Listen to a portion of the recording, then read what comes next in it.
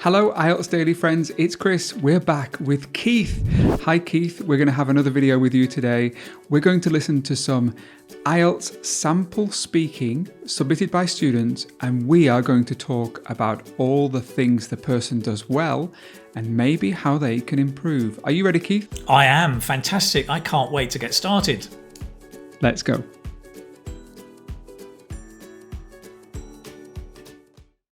Now then, Keith, you're back on the IELTS Daily channel. Thank you so much for doing the last video. The students have told us how great it was. We came over to your channel and watched the second installment, and now we are on the third installment of this, and we're going to look at a sample answer by a couple of different students. And if you're happy to, we'll talk about the great features and maybe give some ideas on how the person could improve. Is that okay with you? Oh, that sounds great, Chris. Yeah, it's a great idea. I think feedback is really valuable for the students, and to us to give feedback and ideas. I'm looking forward to it. Wonderful. Now, we're going to be actually talking about the topic of weather. And the topic of weather is really common in the IELTS speaking test, isn't it? It is. It comes up an awful lot in different aspects, maybe part 1, part 2, or even part 3 sometimes. Yes. Wonderful. So we're going to listen to a few different topics, maybe a part 1, maybe a part 2, and maybe a part 3 about weather, and listen to the two students, and we'll think about some of the great features and how they can improve. We're going to play the first student now, and let's see how they do. And the question will be at the beginning. Do you enjoy hot or cold weather? I am really fond of cold weather because in my country I have literally spent my entire life in hot weather, and I really think that I am a cold person, as in I would really appreciate or really enjoy being around cold breezes, snow, and I really enjoy wearing winter clothes. And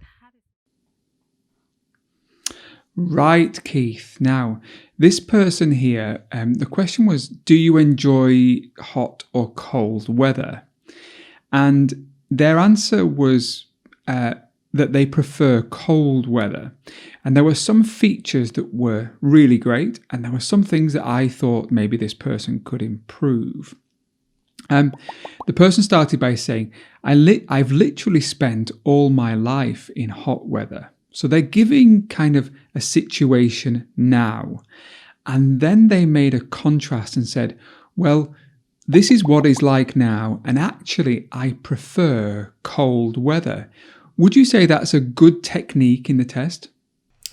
I think that's a good approach. If this is absolutely in a part, well, even part 3 or part 1, yes, you can give a general comment at the start and then go more specific as you move on and develop the answer. I think that's a good approach.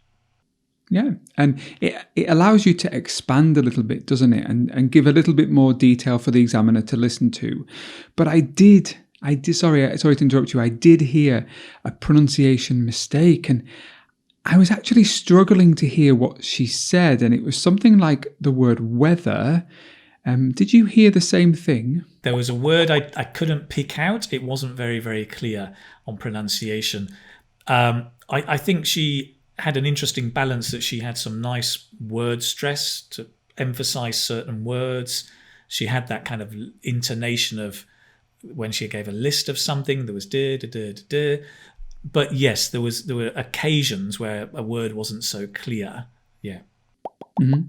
She used the phrase "as in," and I don't actually remember the specifics. But if I use the word "as in," I think it means kind of for example, doesn't it? Exactly. It's a nice expression to use. It's less common, but meaning for example, as in this and this and this. Yeah. Yeah, great. Is there anything else that you liked about that? Yes. I mean, her use of "I'm a cold person," quite kind of idiomatic, that she's not literally cold, but she's a person who likes the cold. I thought her idiomatic use there was very nice. Yeah. What would you say in this example? Are you a person who's fond of cold weather or do you prefer hot weather? Yeah. What would you say? What would I say? I would probably say I'm a winter person or I'm a summer person. I might say something like that. Yeah. Or I don't mind the cold. Something like that. I'm a little bit like a reptile. I'm like a lizard. I love the warm weather. So whenever it's warm, I'm outside enjoying the sun, basking in the sunshine. I actually lived in a really cold country once and it was hard. You know, it was minus 30 degrees and it was really tough. Well, if the truth be told, I'm the exact opposite, right? I have very fair skin. I don't do well in hot weather and sunshine, which is partly why I'm in the north of Spain and not the south. I do prefer the cooler weather, a milder climate, and I love wrapping up warm in freezing cold weather. I love it. Wonderful. Let's listen to the next student, which is coming up now. Do you prefer sunny or cloudy days? Well, I usually prefer sunny days because on cloudy days it's sometimes become difficult to do some work. But as when we get suns, it is necessary for to get vitamin to have the vitamin D as well as sometimes getting sunbath is good for us. Now then, Keith, this person clearly probably isn't as strong as the first person, and it's quite noticeable here that this person is struggling a little bit. And in terms of the speaking test, this person would really benefit from listening to audiobooks, following the text, and really focusing on pronunciation. Do you agree? Yeah, the first thing that popped out for me was pronunciation. There were not just words, but phrases that were difficult to pick up because the intonation wasn't right, the word stress wasn't correct, and the ending and starting of chunks were not correct, and it was very difficult for me to follow that pronunciation. And I think that was the first thing that I noticed. Yeah. Yeah. I think in an exam situation, it makes it a little bit easier sitting in front of someone. So we're having this audio recording today. So it's a bit harder for us. When we have this person-to-person interaction, it does make it easier to see lips and see how people are pronouncing things. But it was really difficult to hear. There were parts of the text and the speech that I heard. He spoke about vitamin D, and I heard the word sunbathing, but it should have been sunbathing. He used phrases like "it is necessary," but overall there were quite a number of times that I really strained, and this is an important idea. What does strain mean, Keith? Well, when you're straining means that you're trying really hard to do something, but it's very difficult to do because the situation is difficult. So if you're straining to understand, you're trying to understand, but you can't. Would you agree that you were straining in this case? I was definitely straining with the pronunciation. And I would just add, the reason at the start of IELTS speaking you have a couple of warm-up questions is for the examiner to get used to your voice. And that does help. But once you're into the whole test, if this pronunciation issue and straining continues, then yes, it's going to mark down your score for pronunciation. Thanks for that. Let's go back to the first student and listen to some of their part 2. And I remember in this student, this person was outside when they were recording this. And this is a lesson to anybody. If you're going to do any recording on your phone, make sure that you're in a place that represents and is similar to the test setup so that you have a quiet place that you are able to listen to your own speech back. Let's listen to this person and see what we think. Part 2. Talk about a time when the weather changed your plans. You should say what happened, what type of plans you had, why you decided to change your plans, and explain what you did instead. So We had a plan for a little weekend outing 2 weeks back where we were supposed to visit a resort to spend 2 days with my family and friends. And at resort, there is so much adventurous things which we were supposed to do, and we all cousins and friends were excited about. But 2 days before it, it really rained really heavily in this city, and city was flooding, which was totally not expected. Actually, the cyclone hit the city and things were not good later by that time.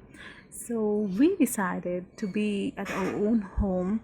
We tried to figure out how to be in touch with each other. Those who were not together, we uh, decided to get on a Zoom video call, and then I'm just going to pause the person there, and it gives us an opportunity to talk about how she's doing so far. And I think she's about 1 minute into her speech, maybe just a little bit more.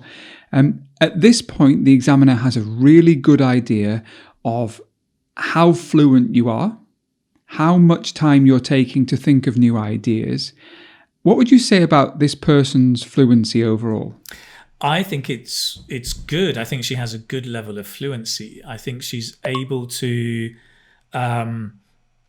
keep talking without real noticeable effort.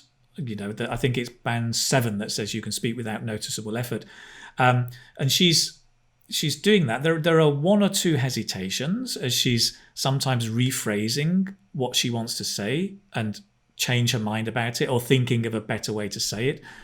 But by and large, she is able to keep going with very little repetition.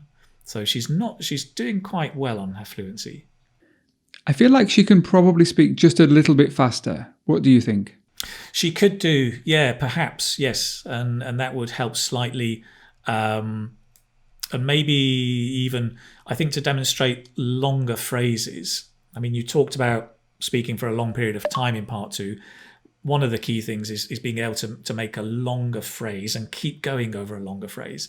She is breaking up her phrases quite a bit, which is fine, but I think to get even better, she could be doing longer phrases. Yeah. She's telling a story, which I like, and I think every time you take the test, you have to be able to prepare yourself to tell a story, even if it's a fictional story. I know there are many questions in the test which I probably wouldn't be able to think of a real scenario for. So therefore, you have to become almost like an actor. Would you say? Well, it's definitely better to make up a story than to say nothing at all. It's absolutely fine to make something up. You do not have to tell the truth. Nobody knows. Nobody cares. The important thing is you're showing your English.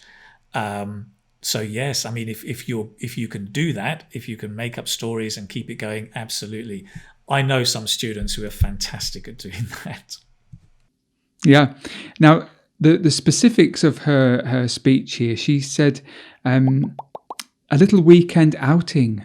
That's a good phrase, isn't it? A little weekend outing. It's nice language, that. Probably above like a B2 level, maybe even a C1 level, that, putting these words together. A little weekend outing, which is nice. She said, at resort, and she's forgotten her article. Very common mistake in IELTS for people to forget at the resort, or at the resort that I was staying at. She said it rained really heavily, and she said the city was flooding.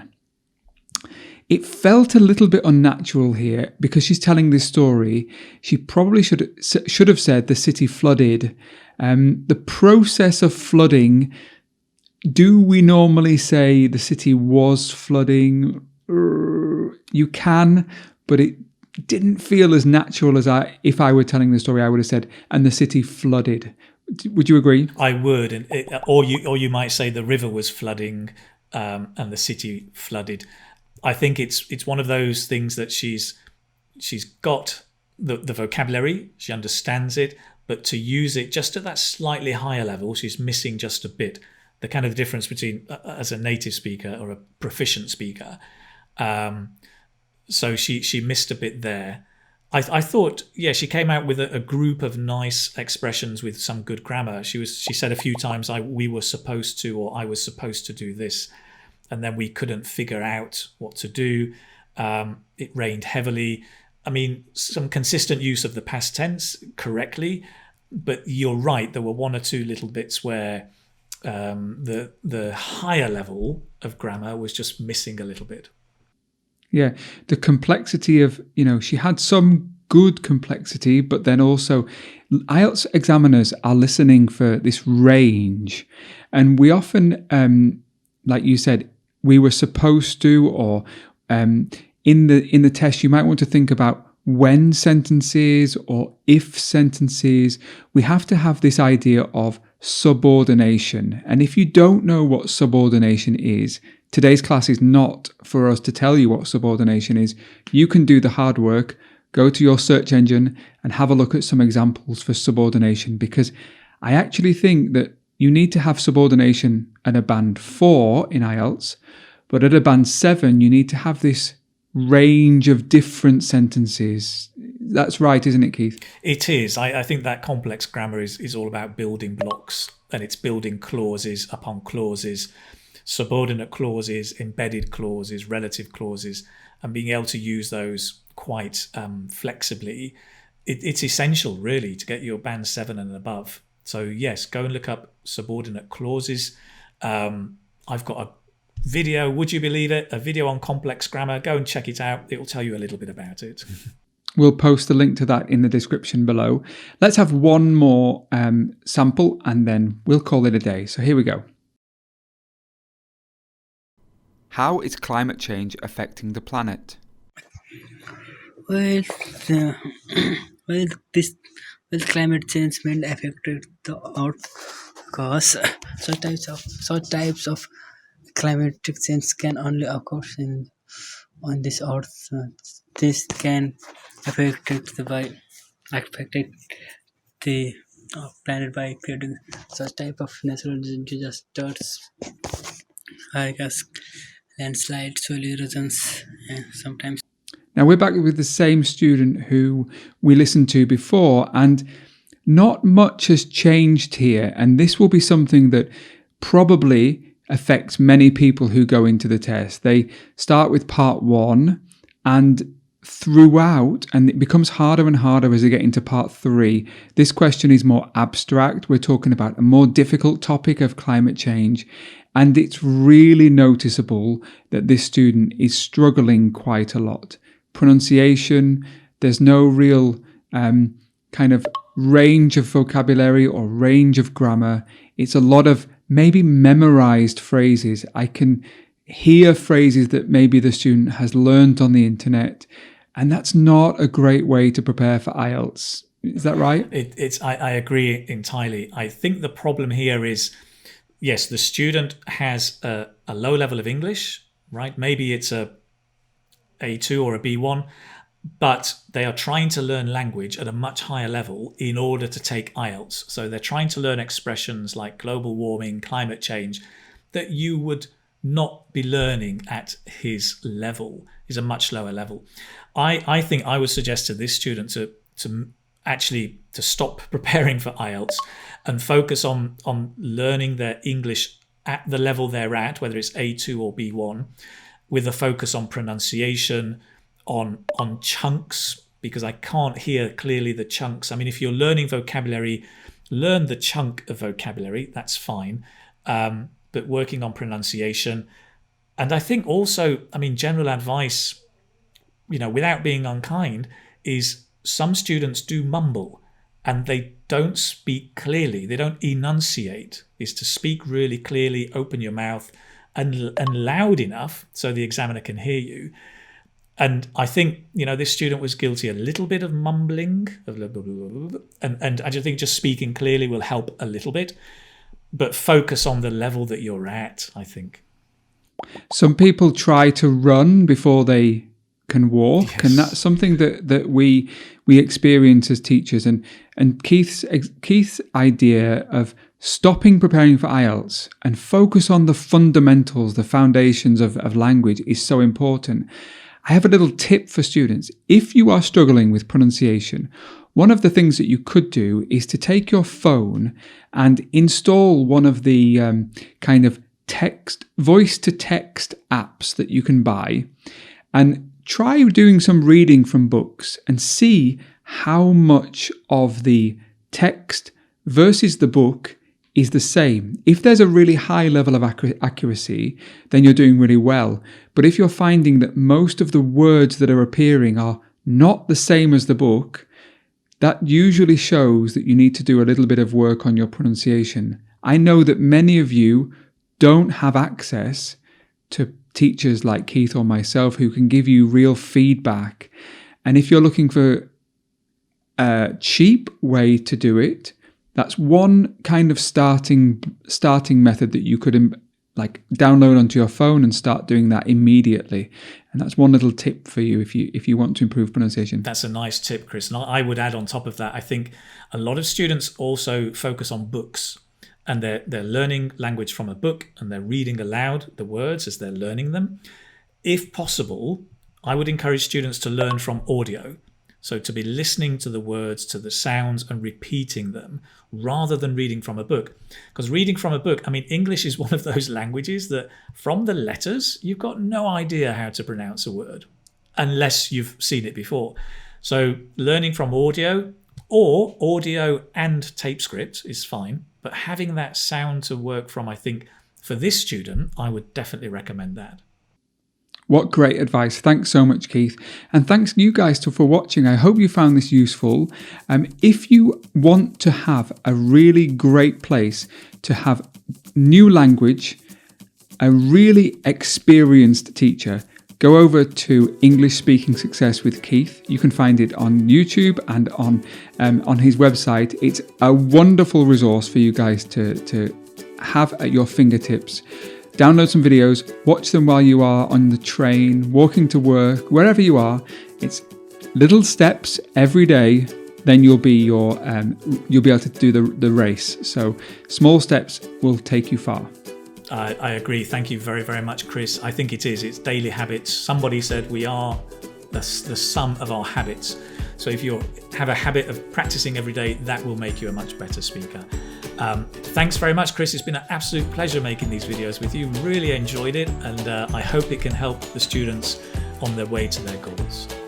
Thanks so much. Let's hope that these students pass as quickly as possible. Take care of yourself, Keith. Take care of you guys, and we'll see you soon. All the best. Bye.